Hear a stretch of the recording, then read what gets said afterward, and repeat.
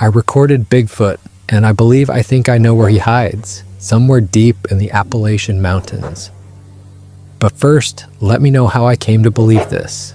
I've always been a believer. Ever since I was a kid, hearing those old stories around campfires, my grandfather would tell me about the creatures that live deep in the Appalachian mountains. He called them forest people. Said they'd been there longer than anyone could remember. Back then, I thought they were just stories meant to keep kids from wandering too far into the woods.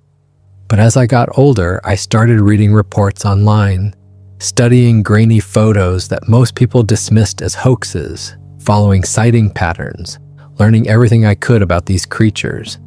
I spent 15 years of my life researching Bigfoot, joined forums where people shared their experiences, analyzed videos frame by frame, studied footprint casts, learned about their reported behavior patterns, territorial ranges, seasonal movements. Everything pointed to the same conclusion.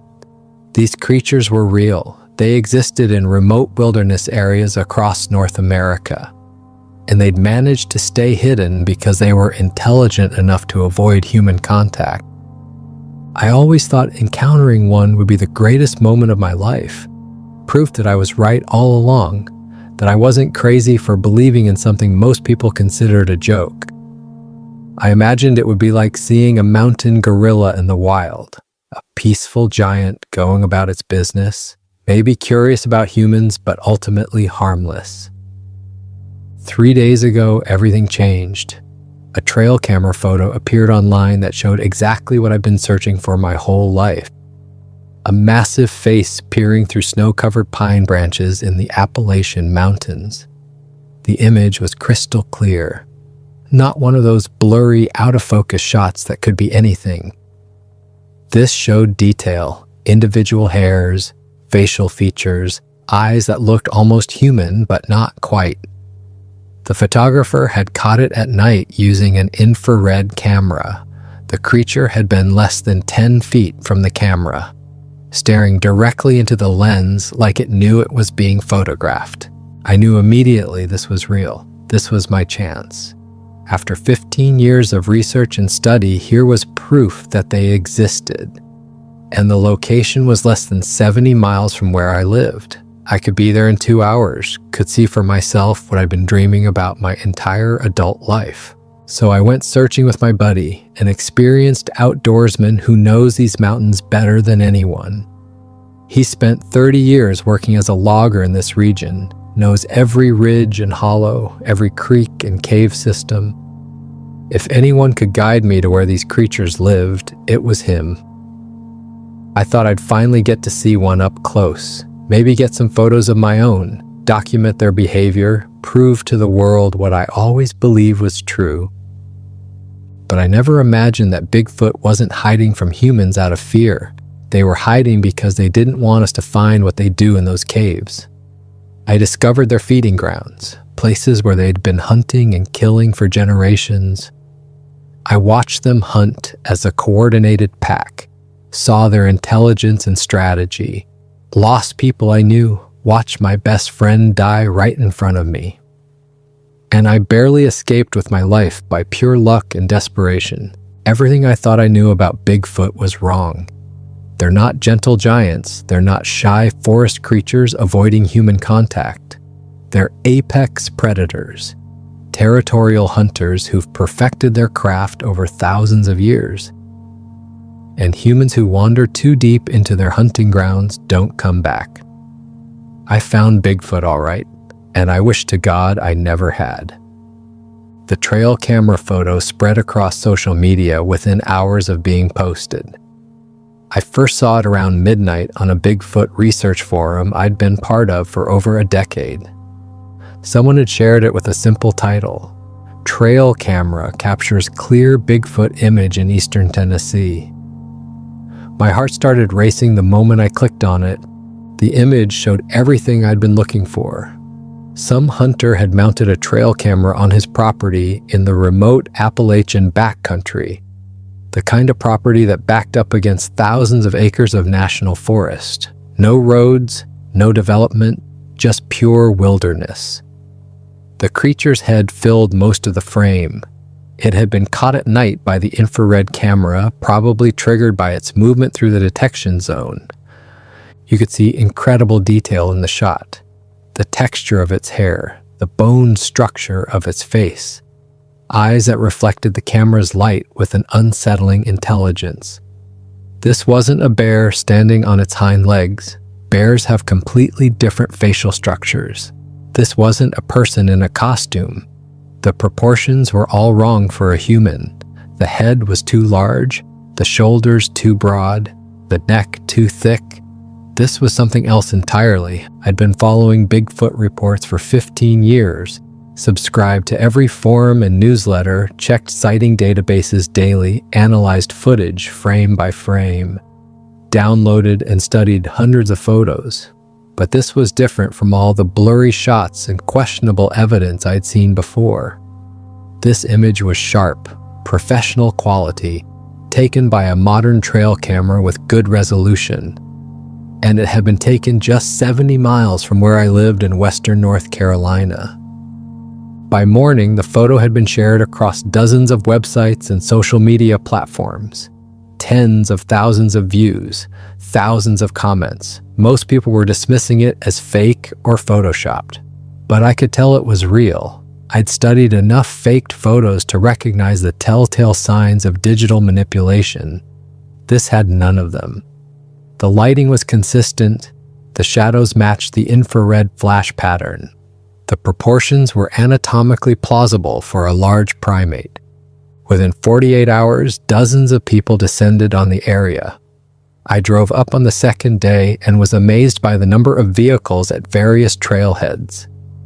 License plates from Ohio, Kentucky, West Virginia, Pennsylvania, even as far as Michigan and Illinois. Everyone wanted to be the one who found it, the one who got the next photo or video, the one who proved Bigfoot was real. It was a mix of people. Serious outdoorsmen with proper gear and experience showed up with packs full of equipment, professional cameras, GPS units, topographic maps marked with potential locations.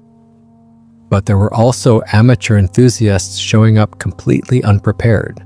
City people in street clothes with nothing but their phones and backpacks.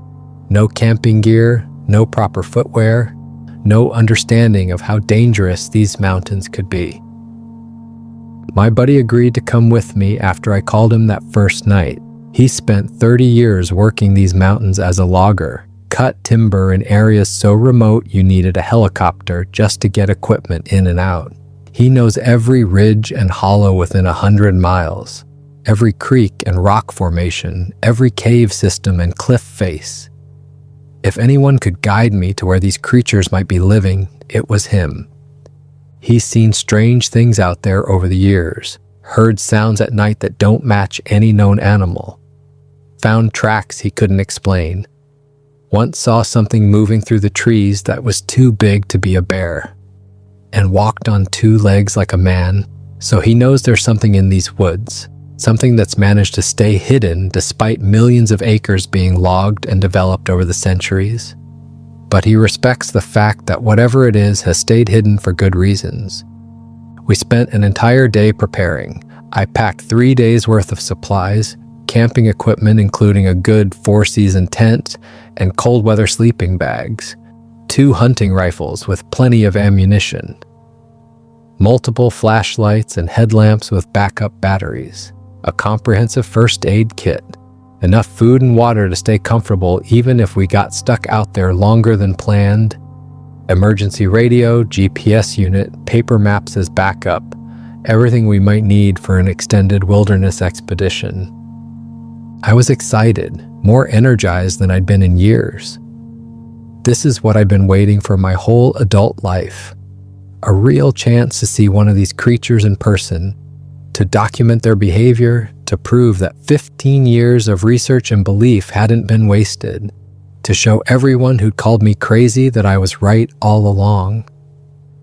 We drove up into the mountains on old logging roads, the kind that only 4-wheel drive vehicles can handle. Narrow dirt tracks that wind up steep mountainsides with sheer drops on one side.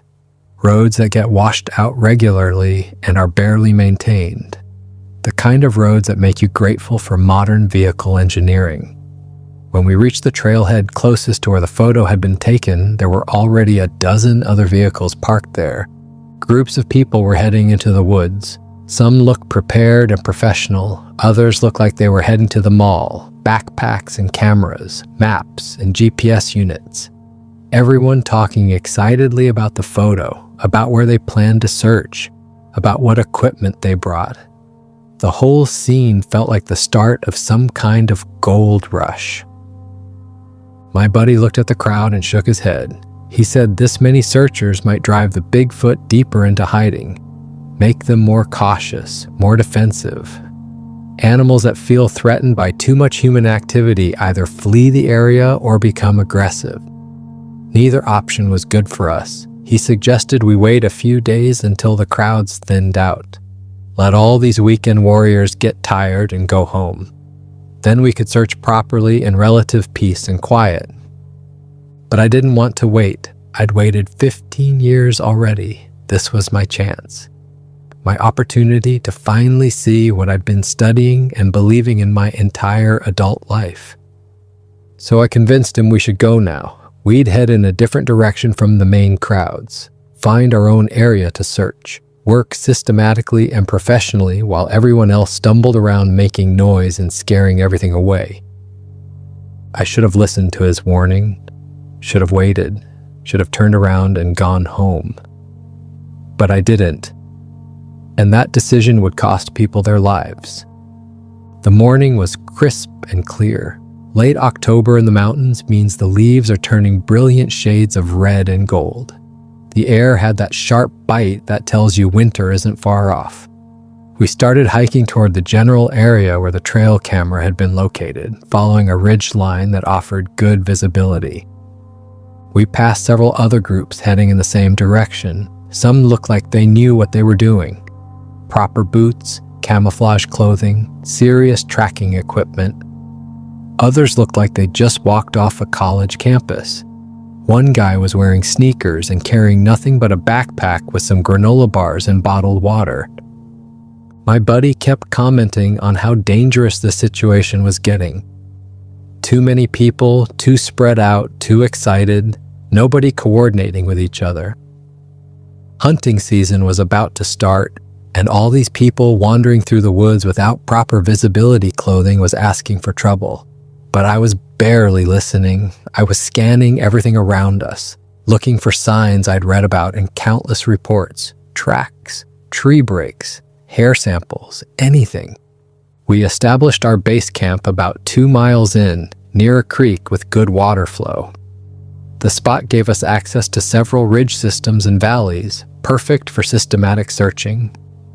We spent the afternoon working our way through the surrounding forest, moving slowly, staying quiet, watching for any signs of activity. Around 3 in the afternoon, I found it, a massive footprint in soft mud near the creek bank.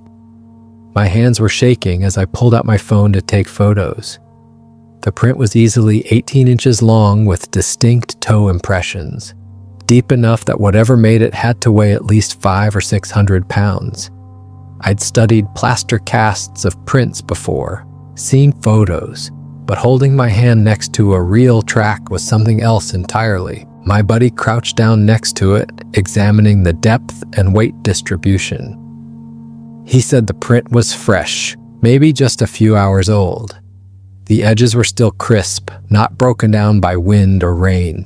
Whatever made this track had been here this morning. We followed the tracks for about a mile before losing them on rocky terrain. But along the way, we found more evidence. Branches broken at 8 or 9 feet high, well above what a bear could reach. Tufts of dark hair caught on rough bark. And in certain areas, a strong musky odor that reminded me of a wet dog mixed with something else I couldn't identify. Everything matched what I'd studied for years. The track pattern, the height of the breaks, the hair texture. This was real. I was on the trail of an actual Bigfoot, and the excitement was almost overwhelming. We returned to camp as the sun was setting. In the distance, we could hear other groups calling to each other. Flashlight beams swept through the trees as people made their way back to their own camps. The forest was alive with human activity in a way it probably hadn't been in decades. That night, sitting by our fire, I was thrilled, finally getting close to something I'd believed in my whole life. My buddy was more cautious. He kept the rifle within easy reach and insisted we take turns keeping watch. I thought he was being paranoid, but I agreed. Around midnight during my watch, I heard something large moving through the underbrush just beyond the firelight.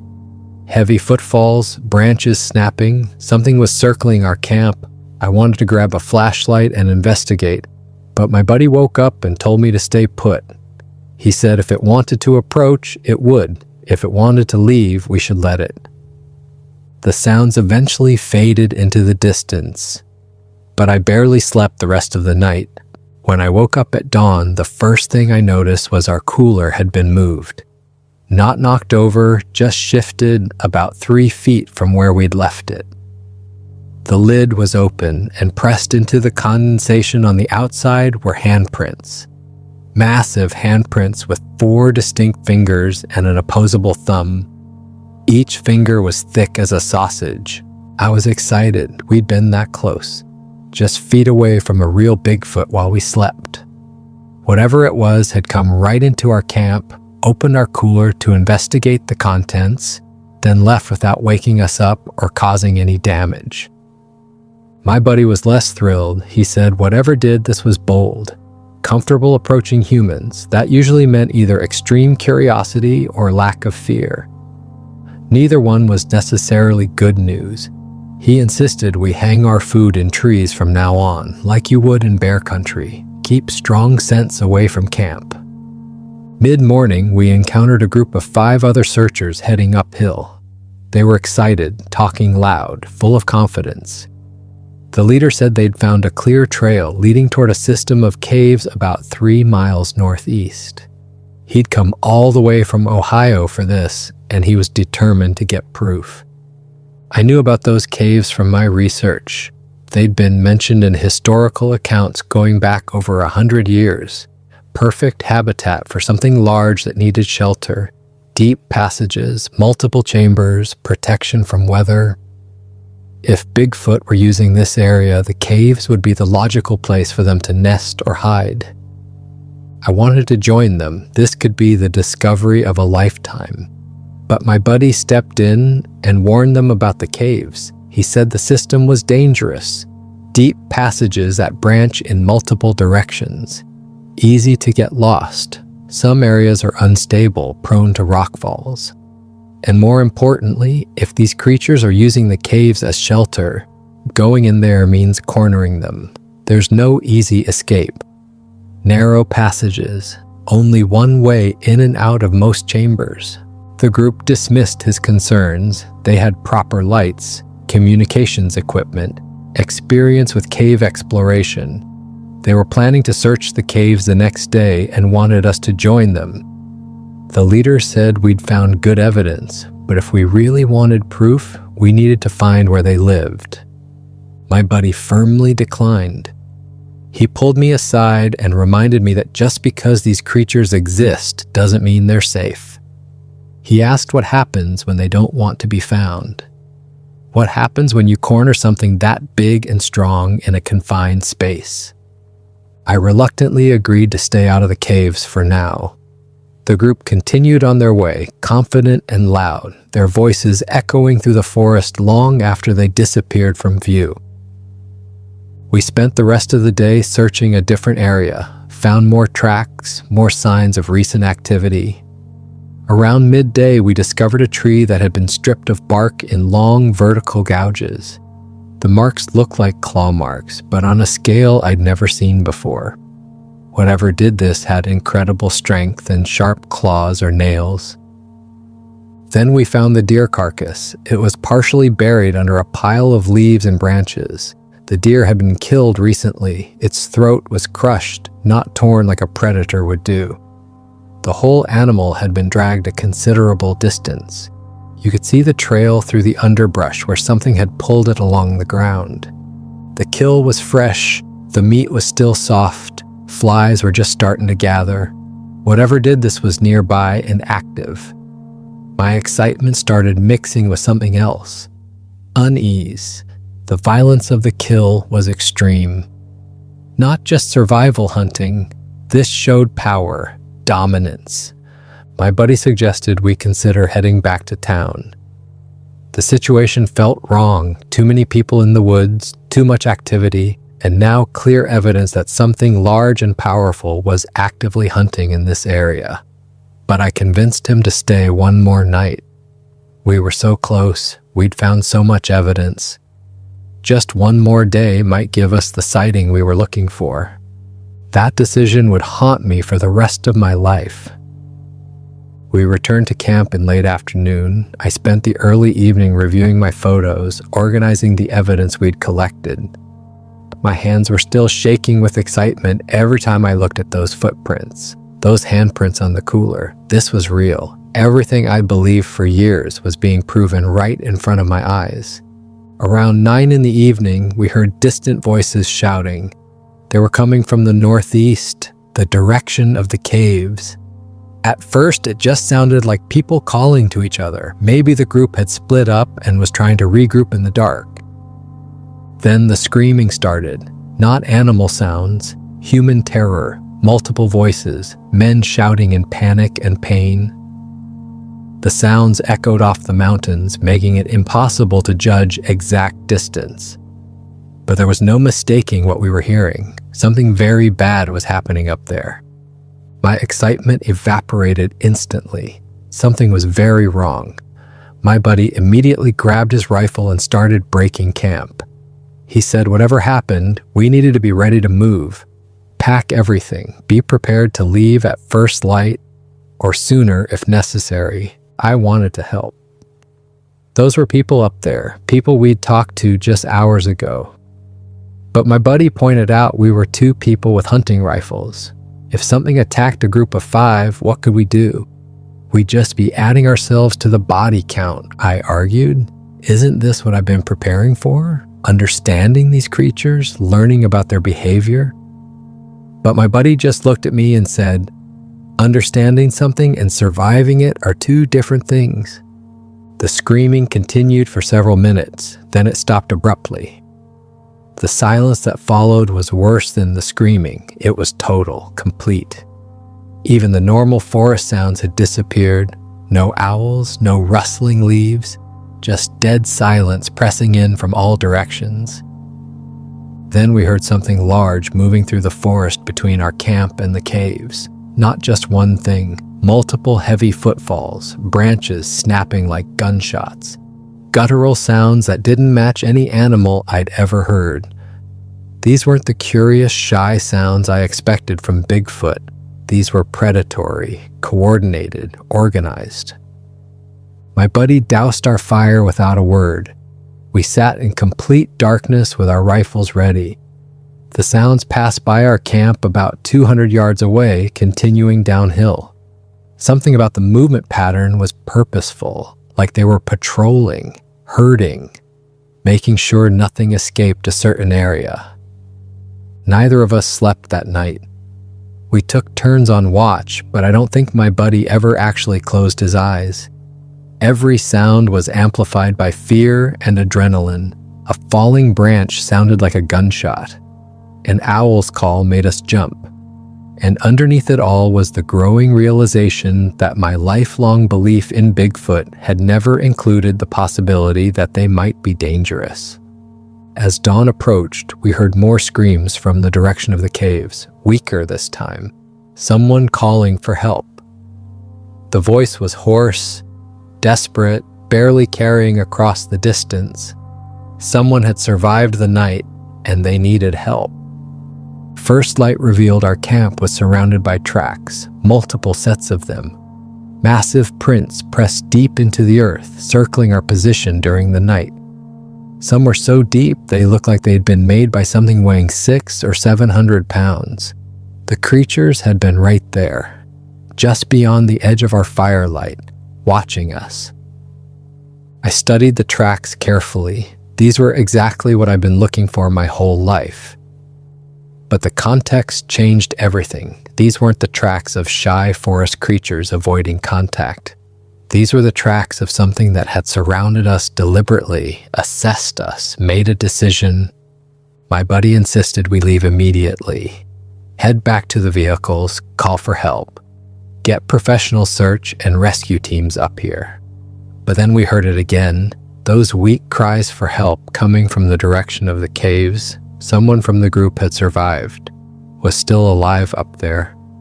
We debated for several minutes. We could reach the trailhead in 2 hours, bring back help in another 3 or 4. But the cries sounded desperate.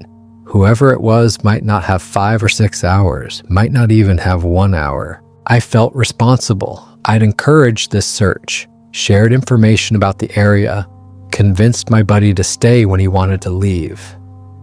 If people had died up there, part of that was on me. My buddy finally agreed to investigate, but we were doing this smart, staying quiet, staying alert, ready to run at first sign of danger. No heroics, no unnecessary risks. We'd assess the situation and make decisions based on what we found.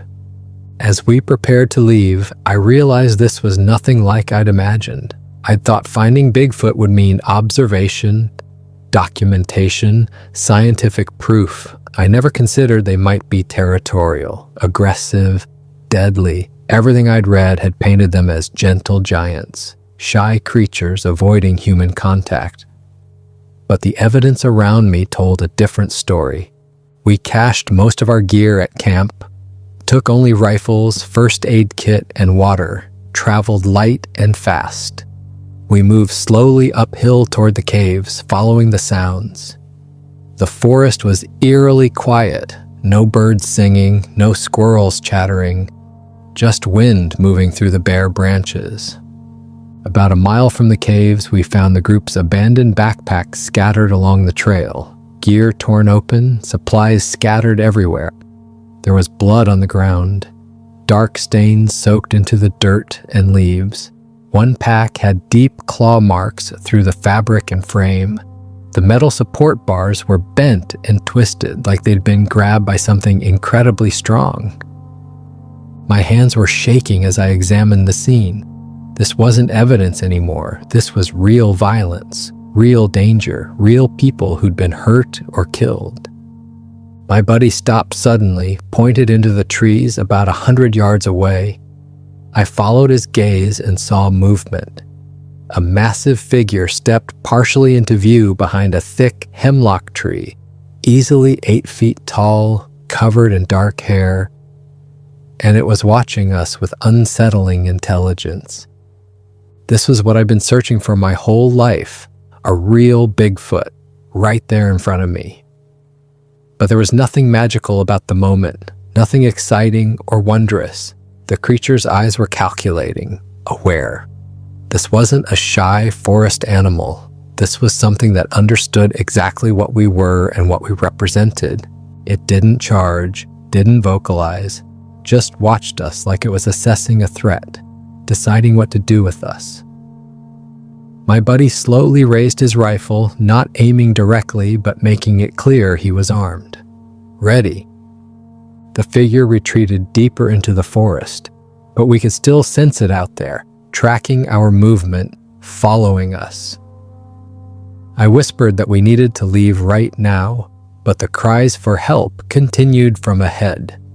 Louder now, more desperate. We continued forward, knowing we were being herded toward something, knowing we were walking into danger, but unable to ignore those cries for help. We approached the caves around mid-morning, moving slowly through dense forest. The cries were clear now, someone begging for help. Voice hoarse from screaming all night. We could make out individual words. Please, help me. Oh God, help. The cave entrance was a jagged opening in a limestone cliff face, about 15 feet high and 20 feet wide. Darkness beyond the opening looked absolute. The surrounding area looked like a battleground.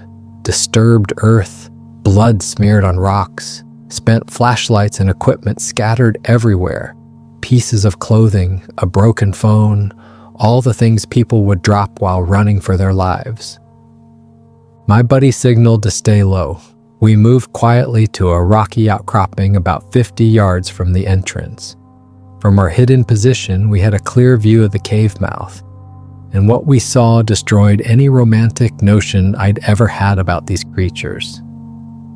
A massive Bigfoot emerged from the cave, bigger than the one we'd seen in the forest, perhaps 9 feet tall, incredibly muscular, dark hair covering most of its body, and it was dragging something by the ankle. One of the searchers, clearly dead, head lolling at an unnatural angle, arms trailing in the dirt.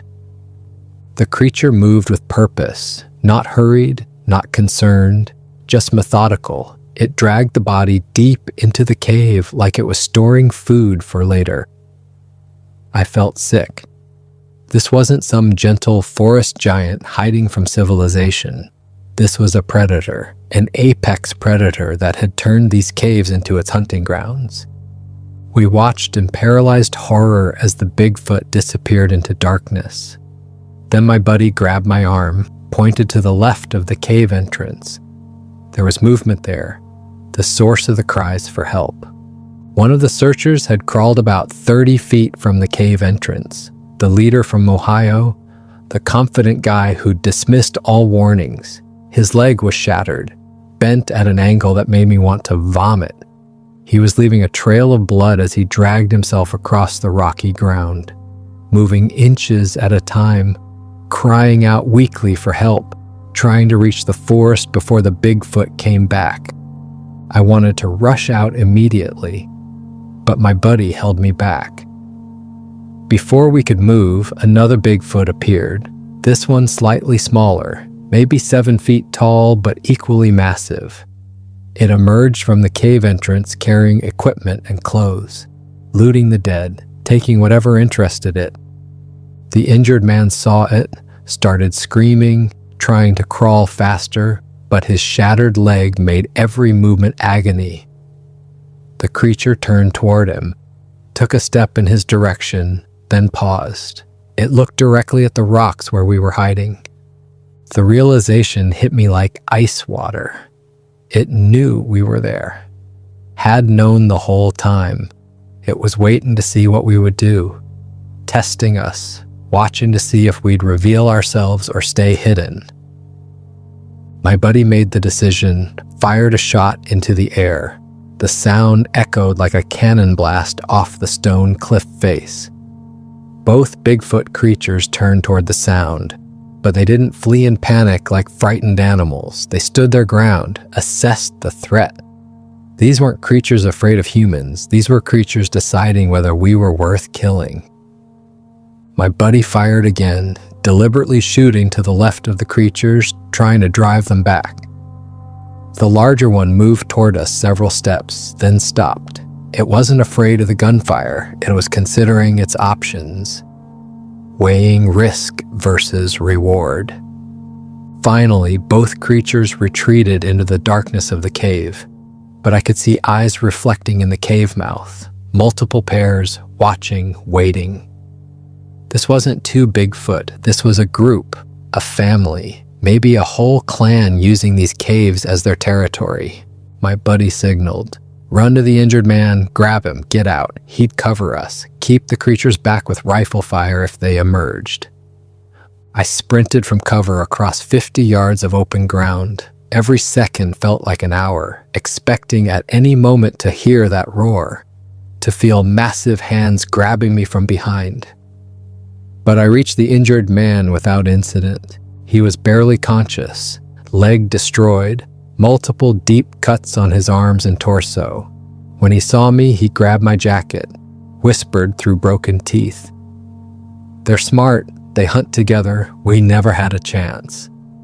They were waiting for us in the caves, drove us deeper, separated us, picked us off one by one. I tried to lift him, he screamed in agony. The sound echoed across the clearing. My buddy fired again into the cave entrance, keeping whatever was in their back, buying us time. I got the injured man's arm over my shoulder, started dragging him toward the forest, and as I did, one thought kept running through my mind. This is what I always wanted, to understand Bigfoot, to prove they exist, to study their behavior. Now I understood. They were apex predators who'd perfected hunting in these mountains over generations. And we were prey. We made it maybe 30 feet before the roar started. Not one Bigfoot, but multiple. The sound was deafening, coming from the cave and from the forest around us. We'd walked into a coordinated trap. There had been more than 2 creatures the whole time. They'd been surrounding us, cutting off escape routes. This is how they hunt. A massive figure burst from the cave. The huge one we'd seen earlier, moving with terrifying speed for something so large. My buddy fired. The creature didn't even slow down. He fired again. This time the bullet hit its shoulder. It staggered but kept coming, blood darkening its fur. But the wound only seemed to make it angrier. My buddy yelled for me to run. Run now. He fired his last shots, giving us precious seconds. I was dragging the injured man, both of us stumbling over rocky ground, my lungs burning, arms screaming from the weight. We reached the tree line just as the creature reached my buddy. I turned back, saw him raise his rifle like a club. The Bigfoot swatted aside like a toy, grabbed him by the shoulders with those massive hands. My buddy's scream was cut short as the creature slammed him against a tree with crushing force. The sound of impact, the way his body went limp. I knew he was dead before he hit the ground. I wanted to go back, wanted to help him, but I knew I couldn't. This was my fault. My obsession, my determination to find these creatures had brought him here. And now he was dead because of me. I crashed through the underbrush, dragging the injured man. Behind us, I could hear pursuit, not just one creature, multiple sets of heavy footfalls, coordinated, organized. They weren't chasing randomly, they were driving us in a specific direction, herding us like wolves herd deer. Everything I'd read about Bigfoot behavior was wrong. They weren't avoiding humans, they were controlling where humans went, manipulating us, using intelligence and coordination that rivaled any wolf pack or lion pride. The injured man was fading fast, leaving a blood trail that would make us easy to track, becoming dead weight that slowed me down. I abandoned his pack, anything that wasn't essential, just focused on moving forward, getting away. We reached a small ravine. I half carried, half slid both of us down the slope. Found shelter under an overhanging rock, tried to catch my breath. The injured man was going into shock, lips turning blue, body shaking uncontrollably. I tried to stop the bleeding from his leg, but I knew it was hopeless. He needed a hospital, surgery, blood transfusions. Above us on the ridge, we heard the Bigfoot creatures call into each other. The sounds were coordinated, organized. They were hunting systematically, cutting off escape routes just like wolves, just like lions, pack hunters with territory to defend. The injured man grabbed my arm, tried to speak through broken teeth and blood. He said the others went deep into the caves, found something down there. Bodies, bones, evidence of multiple kills over years. The caves weren't just shelter, they were a feeding ground, a larder where the Bigfoot stored their prey. He whispered that they'd been doing this forever. Humans weren't the first to wander into their territory, just the latest. His voice got weaker, his grip on my arm loosened. He died mid-sentence, hand falling away, eyes going vacant. I was alone, covered in blood, everything I'd believed about Bigfoot completely shattered. I'd spent years wanting to prove they exist, wanting to show the world I was right. I never considered they might be monsters. I left the body, couldn't carry it anymore. Needed to move fast, climbed out of the ravine on the opposite side, tried to put as much distance as possible between myself and the pursuit. But I knew they were still out there, still tracking me, still hunting. I ran through the forest, no longer trying to be quiet, no longer tracking or studying signs, just trying to survive. Behind me, the crashing sounds of pursuit continued. They weren't rushing, just pacing me, keeping me moving, wearing me down like predators do with prey animals. I realized too late I was running downhill, away from the trail we'd come in on. I was heading deeper into the wilderness, exactly where they wanted me. They'd been herding me this whole time, controlling my direction, driving me towards some predetermined location. I forced myself to stop, gasping for breath, trying to think.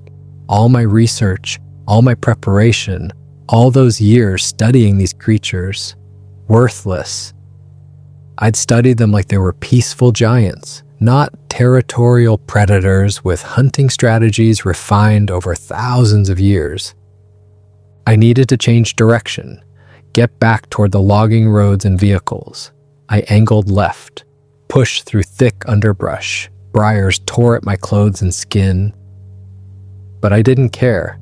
I just needed to reach civilization. I broke out onto a game trail, recognized it.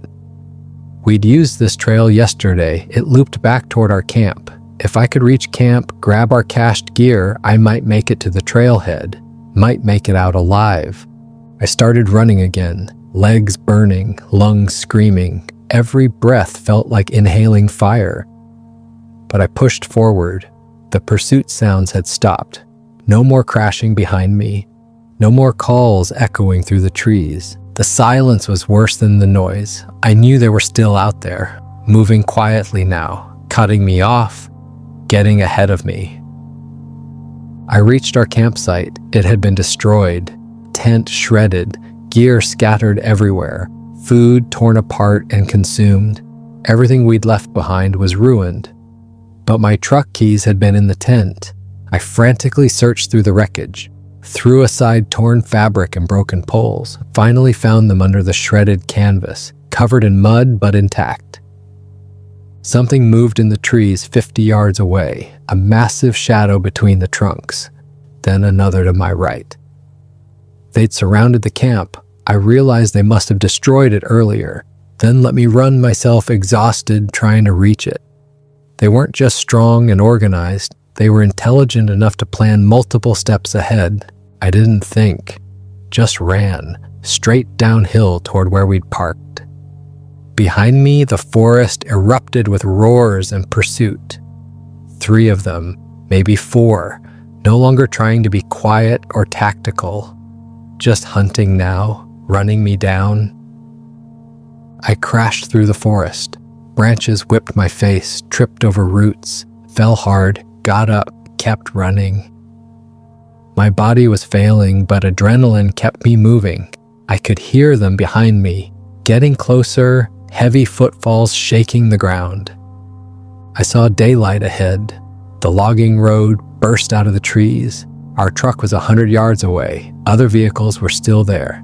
The group from Ohio had never made it back.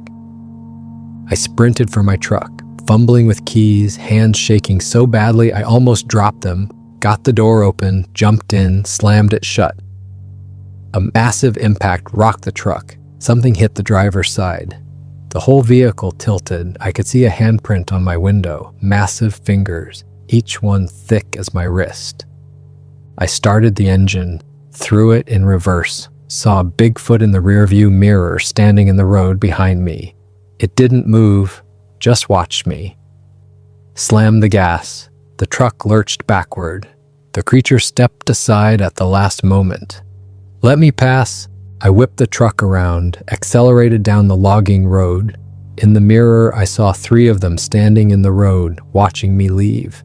They could have caught me, could have torn the truck apart, but they let me go. The message was clear. Don't come back. This is their territory. They'd eliminated the threats, established dominance, and they were giving me one chance to leave and never return. I took that chance. I reached the main highway around 2 in the afternoon, pulled over at the first wide spot I found, stumbled out of the truck and vomited in the ditch. My whole body was shaking, hands wouldn't stop trembling. Blood all over my clothes, scratches and cuts covering my arms and face from crashing through the underbrush. I looked like I'd been through a war. I sat there in the dirt for maybe 20 minutes before I could even think clearly enough to call for help. Kept replaying everything in my mind, my buddy's death, the injured man dying in my arms, those creatures watching us from the cave entrance, the coordinated way they'd hunted us. Everything I'd believed about Bigfoot had been wrong, so completely, terribly wrong. Finally, I pulled out my phone and called 911, tried to explain what happened. The dispatcher kept asking me to slow down, said she couldn't understand me, asked if I was injured, if I needed an ambulance. I tried to tell her about the Bigfoot, about the caves, about people dead or missing, about my buddy. She went silent for a moment, then asked very carefully if I'd hit my head, if I was on any medications, if I'd consumed alcohol or drugs. That's when I realized how insane my story sounded. I was calling emergency services claiming Bigfoot had killed multiple people, that intelligent, coordinated creatures were hunting humans in the Appalachian Mountains. The dispatcher thought I was either injured and delirious or having some kind of mental health crisis. She kept me on the line, kept asking questions, kept trying to assess whether I was a danger to myself or others. I gave up trying to explain about the Bigfoot. Just told her there had been an accident, people were hurt, some were dead. I gave her the coordinates of the trailhead, described where our camp was located, where the caves were, said search and rescue needed to go up there immediately, people needed help. She said they'd send teams right away, told me to stay where I was. Police were coming to talk to me. I waited at the highway for over an hour. State police arrived first. 2 officers who looked at me with a mix of concern and suspicion. I was covered in blood, had obvious injuries, looked like I'd been through hell, but my truck was fine, no damage, no obvious cause for the state I was in. They asked what happened. I told them everything except the part about Bigfoot. Said we'd encountered a large animal, something attacked the other group. My buddy was killed trying to help. I barely escaped. They wanted more details. What kind of animal? Bear? Mountain lion? I said I didn't know exactly. It was dark. Everything happened fast. They looked at each other with expressions that said they didn't believe me. Asked if there had been an argument, a fight between humans, if weapons had been involved. I realized they thought I might have done something to my buddy, that this might be a crime scene rather than a wildlife incident. Search and rescue arrived with more state police. They sent teams up the mountain in trucks and ATVs. I refused to go back up there. Absolutely refused. One officer stayed with me at the highway, kept asking questions, taking notes. His radio crackled with reports from the search teams as they made their way up the logging road, found the trailhead, found our campsite, confirmed it had been destroyed, found blood, found evidence of violence. Hours passed. The sun was setting by the time they found the injured man's body in the ravine. The officer's radio exploded with chatter. They'd confirmed at least one fatality. We're continuing to search for my buddy and the other missing searchers. The caves were being approached with extreme caution. Whatever had happened up there, the scene was bad enough that they were calling in additional resources. They transported me to the hospital, wanted me checked out, documented my injuries, drew blood to test for drugs or alcohol. I was clean, just scratches and bruises and exhaustion. Nothing that required serious treatment, but they kept me overnight for observation, posted an officer outside my room.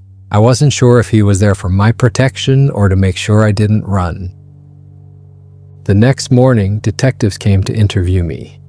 They'd found our destroyed campsite, found the injured man's body, Found the scattered gear and evidence of violence near the cave entrance.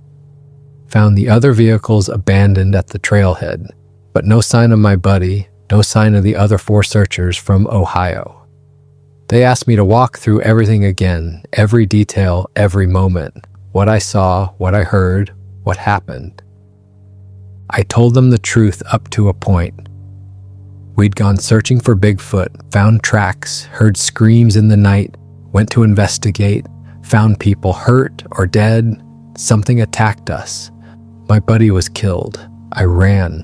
The detectives listened carefully, took notes, asked clarifying questions. They never called me a liar directly, but I could see the skepticism in their eyes.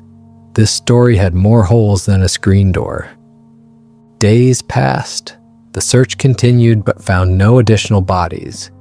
The caves were sealed off as too dangerous to search without proper equipment and experienced spelunkers. When they finally mounted a proper cave search a week later with tactical teams and cave rescue specialists, they found evidence that made the investigation even stranger. Bones scattered in the deeper chambers, personal effects dating back years. Remains of at least a dozen people who'd gone missing in these mountains over the past 2 decades. But they found no bodies from our group, no sign of my buddy or the 4 searchers from Ohio. It was like they'd vanished completely. The bones they found were old, years old. Whatever had happened to the recent victims, the evidence had been removed or destroyed or consumed. The investigation dragged on for months. I was questioned repeatedly. My story never changed because it was the truth. Eventually, they concluded it had been some kind of wildlife attack. Multiple people killed or missing, 1 confirmed death. The case remained open, but with no clear answers, no clear perpetrator, just a tragedy in the wilderness. The trail camera photo that started everything was analyzed by experts. They concluded it was either an elaborate hoax or a misidentified known animal. The property owner removed all his cameras, refused to do any more interviews, refused to discuss what he'd photographed. I heard through local sources that he'd received threats. People accusing him of staging the photo, of causing deaths with his hoax. He wanted nothing more to do with any of it. The area was quietly closed to camping and hiking by the Forest Service. Official reason was dangerous wildlife activity and unstable cave systems. They didn't specify what kind of wildlife, didn't explain the real reason, just closed a 20-square-mile area to public access.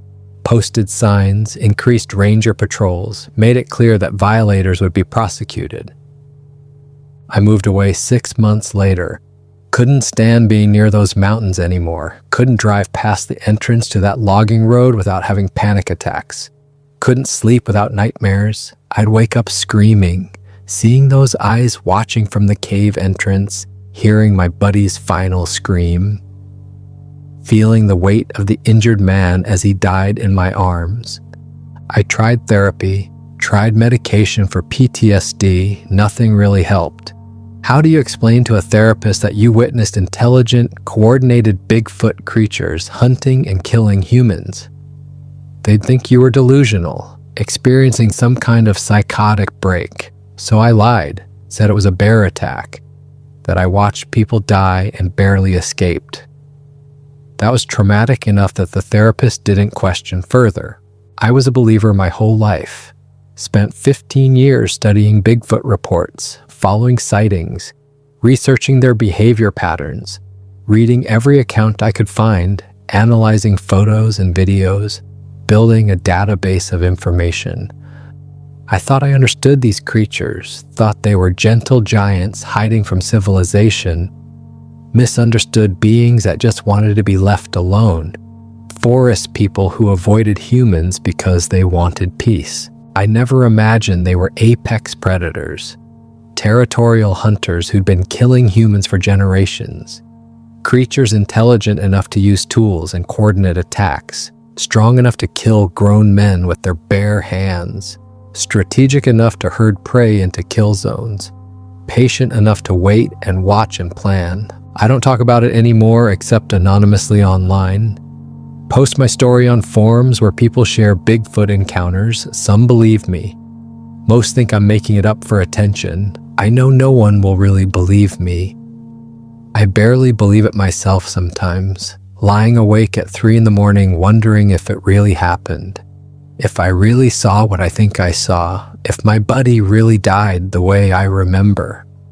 The believers want to think Bigfoot are peaceful and misunderstood, want to imagine they're gentle forest guardians living in harmony with nature. The skeptics think it's all nonsense, made up stories by attention seekers and hoaxers. Neither group understands the truth. Neither group wants to accept what these creatures really are. I still check the news for missing hikers in that area.